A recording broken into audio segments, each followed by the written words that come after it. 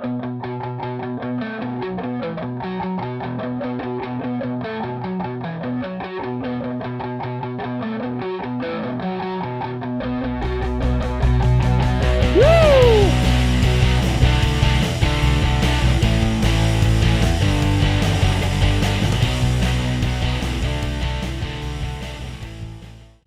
is going on, guys? Johnny on the track back with another video. And this week, after an amazing race at Bristol, one of the greatest short track races, quite frankly, I've ever seen. Yes, and I'm not over exaggerating. That race was that good at Bristol. But we got a race coming up this Sunday that I feel really good about betting wise. Road course over the years, if you've bet with us, we've done really well on the road courses. So I'm excited. I feel confident. I feel like we've got a good card coming at you. Maybe some stuff that I think possibly we might want to wait on. But I think the drivers we're watching this week and the bets I'm going to give you on this show, I feel confident that we'll be making some money this Sunday evening. So with that, before I get into those bets real quick, just want to point out the NASCAR betting preview show, the partnership with Den. Appreciate them for sharing this my betting show and the content that I get to give you every Tuesday night. So make sure if you're listening just on YouTube or watching rather on YouTube, definitely go to the NASCAR betting preview show on however you listen and consume your podcasts. Give that podcast feed a follow. Goes a long way for all the content creators and NASCAR bettors that we have associated with that channel. So would appreciate if you guys do that. And the NASCAR betting preview show, the actual show, I like to say, goes live on X Wednesday nights, 8 p.m. Eastern Standard, just for more betting analysis, to get you covered for the big races this weekend. So there it is. Appreciate you guys doing that. And also, real quick, just want to give a shout out to I did this on Twitter and X if you follow me, but I just want to give a shout out to all the people that have watched this season so far. The numbers have the viewership, the listens on the podcast, on the through the NASCAR betting preview show. Quite frankly, everything. The numbers have jumped. So I just want to say thank you to everybody who's watched, who's listened, whatever, however you're getting this content. I appreciate it. Everybody who shared my stuff, also like it goes such a long way. So thank you and keep watching. We're going to continue to win. We haven't had the best start to 2024, but I feel confident that that we'll make some money this year. Absolutely. So, all right. Got that out of the way. Let's get into the bets for this Sunday at Circuit of the Americas, the first road course this year. And the name that I think has to come to everybody's mind is Tyler Reddick. I know the number isn't what we want it at. I think it's hovering. Let's get an update for you. I believe it's hovering around 500. So yeah, plus 450 on DraftKings. Let's see what the most recent number is on what I bet on Rhode Island Sportsbook, which will be important. So yeah, 450. So 450 the number, maybe not the best number, but quite frankly, I mean, he's been a road course machine in the next gen era, in the Gen 7 rather era. He's the most recent COTA winner. He's pretty much done it all on road courses in the next gen era. Top four speed and 3 road courses last year. So, he was a top 5 car just about every road course we went to. He was the fastest car last year at COTA. You should feel pretty comfortable and confident that Tyler Reddick is going to have a great car and have a great chance to win this race. Oftentimes, though, with these road courses, all hell can break loose at the end, especially if there is a late race restart. Everybody just dive bombs. Reddick was able to somehow avoid the craziness at the end of last year's race. So even with that, I feel pretty confident that he just knows how to get it done at road courses, at COTA in general. So Tyler Reddick, the number isn't great, but I think you have to take the bet. I think he's going to be a pretty dominant car on Sunday. We'll start, I guess, with the winning team bet that I like, and that is Trackhouse Racing. This gives you Ross. This gives you Suarez. Ross has won here, has been top five in total speed here twice. And then Daniel Suarez, who before that some of the chaos ensued last year, he was running a great race. He's shown that he can win and compete at road course in the next gen era. He won at Sonoma. He competed for the win last year, was a top three car at Indy Road, ended up falling to Michael McDowell. He's eighth in total speed at COTA in the next gen era. He's top 10 in total speed at road courses in the next gen era. So quite frankly, like I feel confident that Daniel Suarez and Ross Chastain are going to have fast cars. I like the outright bet on Daniel Suarez more than I like it on Ross Chastain.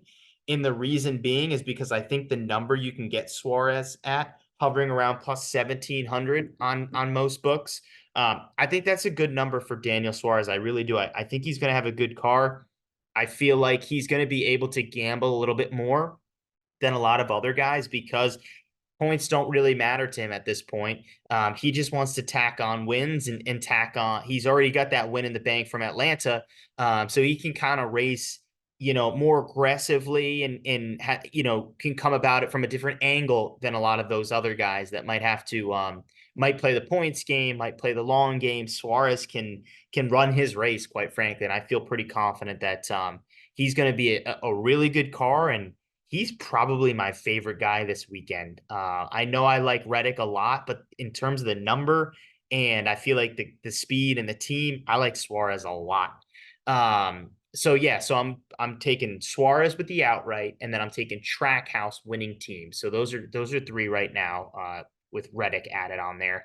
Another guy that I think has a good number, plus 1,600 for AJ Allmendinger. Indy Road winner, Charlotte Roval winner last year, Watkins Glen winner back in the day. He's got extra track time being in the Xfinity Series, that he'll get to feel out the track on Saturday.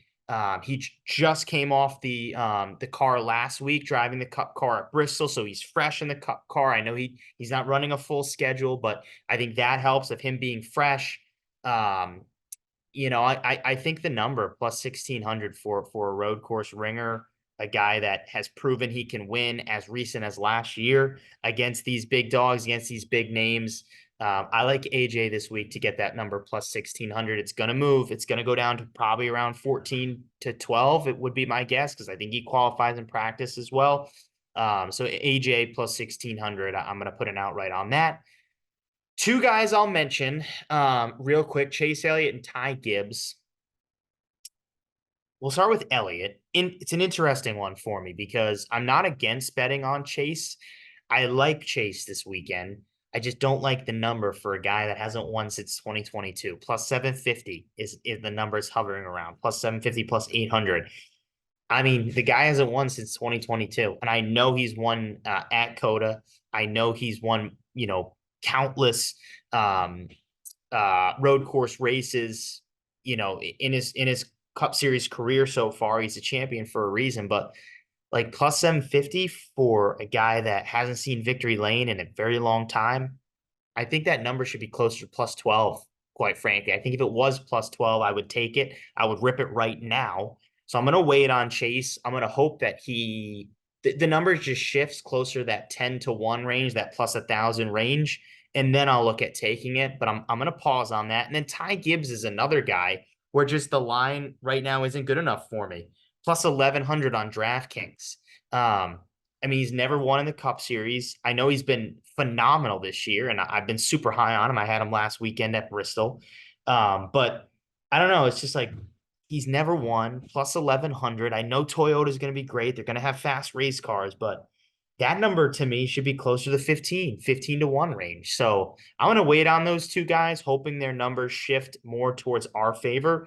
But that's not to say that when the card comes out, which you can find on Johnny on the Track on Action Network for all my bets. That's Johnny on the Track on Action Network at JOTT_podcast on X.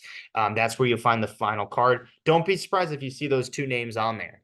But right now we're going to pause. We're going to wait because I think there's better value that we can get.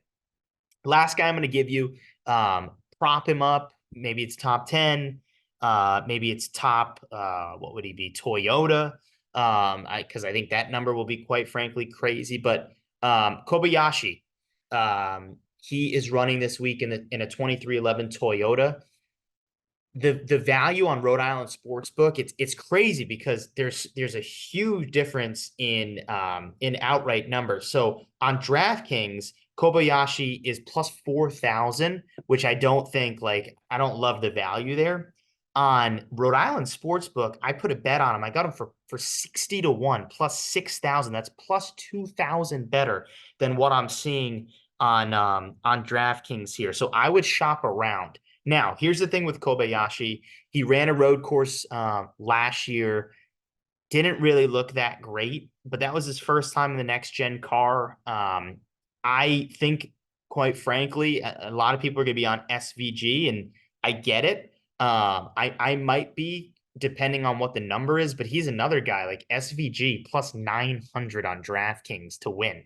I just that to me is not good enough. It's not good enough. I understand he won last year at the Chicago street course race, but that was kind of just the circumstances that allowed for that to happen were quite frankly insane, right? Like the rain, first time doing a street course, like all that stuff played into SVG having the experience in the poise and the presence to just kind of go in and beat these guys. I don't think he's going to go in and beat these guys this weekend. And I know he's running full-time NASCAR right now in the Xfinity Series, but I just don't think I don't see it.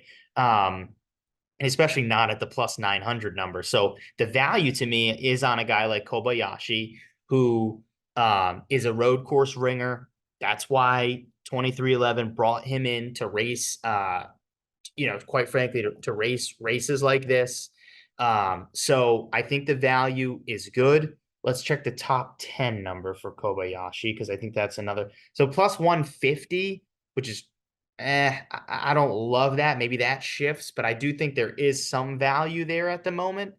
Um, yeah, I don't know. Like, is it a guy that I'm feeling pretty confident in? No, but when I see plus 6,000 for a road course ringer in a Toyota 2311 car, the same setup and package that most likely Tyler Reddick will be running, I feel pretty confident. And yeah, I have his finish 33rd at Indy Road. He didn't, I think he qualified like 27th at that race as well. So he didn't show the speed that I think a lot of people thought he would, but he's got a year under his belt running this car. I'm sure he's done plenty of sim work. He was at the track last week at Bristol. So I think this is going to be a different Kobayashi we're going to see this weekend. And I feel like some of the props that you can lay on him will be pretty good. So those are the bets right now that I'm giving you. That's Tyler Reddick, Trackhouse and Daniel Suarez, AJ Allmendinger, and then prop, whether it's top 10. Maybe it's a super dark horse bet on Kobayashi. And like I said, we're going to wait right now on guys like Chase Elliott, Ty Gibbs, and SVG. We're going to see what those numbers do. For the final betting card, again, it's Johnny on the Track on Action Network. It's at JOTT_podcast on Twitter and X. Appreciate you guys watching. As always, give this video a like. It goes a long way for the channel. If you're a first-time viewer, definitely subscribe. We talk NASCAR content, NASCAR bets, all the good stuff every week for you. So hit that subscribe button down low. And want to know what you guys think. You've been fire with the comments too. I think we had close to 25 comments last weekend for Bristol. So keep them coming. Let's try to get to 30 comments. I want to see what you guys are thinking. Who am I missing? Who are you betting on? What's the crazy dark horse pick that you like this weekend? Let's talk it all in the comments. Thanks for watching. We'll see you next time, and let's have a good weekend with some money.